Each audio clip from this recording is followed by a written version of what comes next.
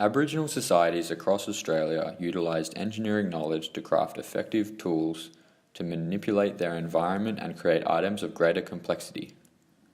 The mugu or axe was one such tool. As a mechanical engineering student, the mugu's use as a cutting tool for mechanical advantage over hard materials presents an interesting insight into Aboriginal history and scientific innovation. The Aboriginal mugu axe was a ground-edged stone tool used for chopping. It often featured a long haft or handle, and its cutting edge was formed by repetitive grinding. The mugu has a plethora of uses.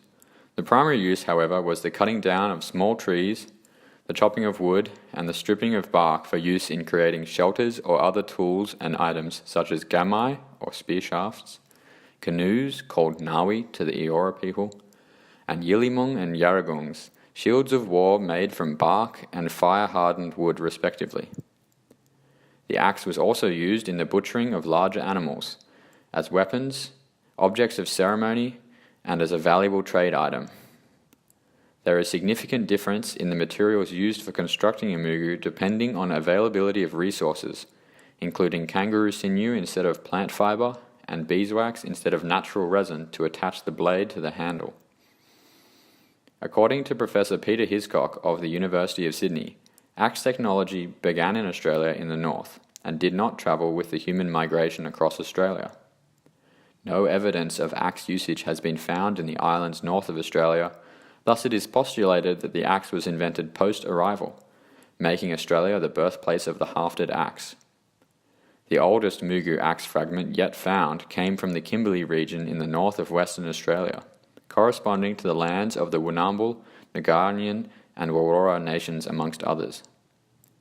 This find dated around 44 to 50,000 years old, 10,000 years older than similar finds in Arnhem Land on the traditional lands of the Jawoyn people.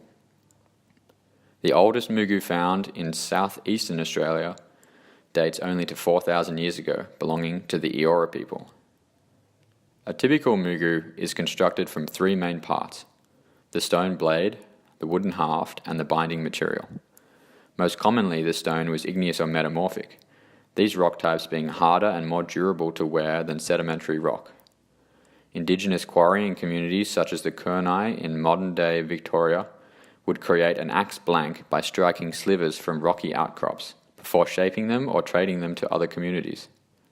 Shaping involved the repetitive grinding of the harder rock on a sedimentary rock like sandstone, resulting in the groove rock formations called trungleys commonly found today. Once shaped, the stone was attached to a haft of wood. Construction differed between different Indigenous communities.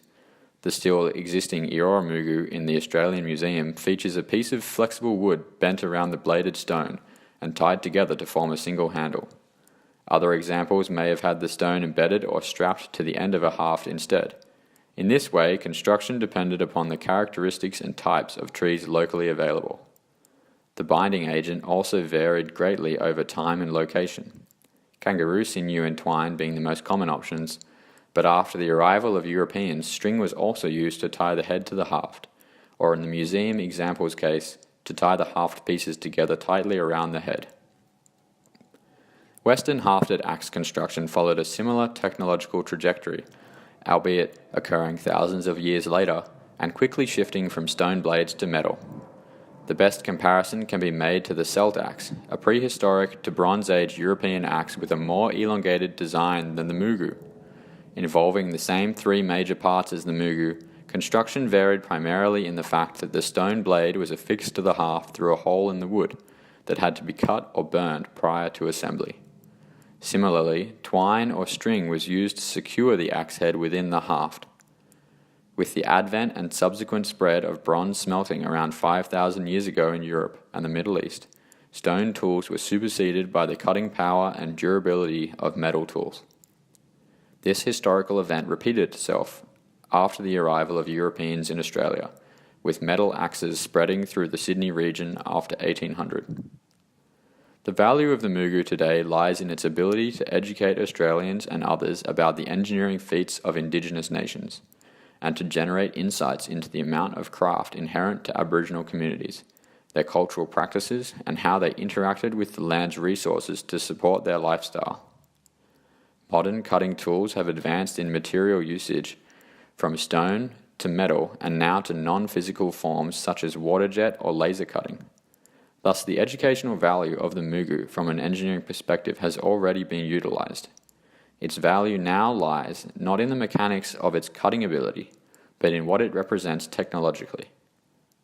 The unique nature of the mugu as the original hafted axe in the history of humanity is a powerful tool in challenging perceptions of indigenous society as primitive or lacking in technological innovation, and has great potential for utilization in classrooms across Australia.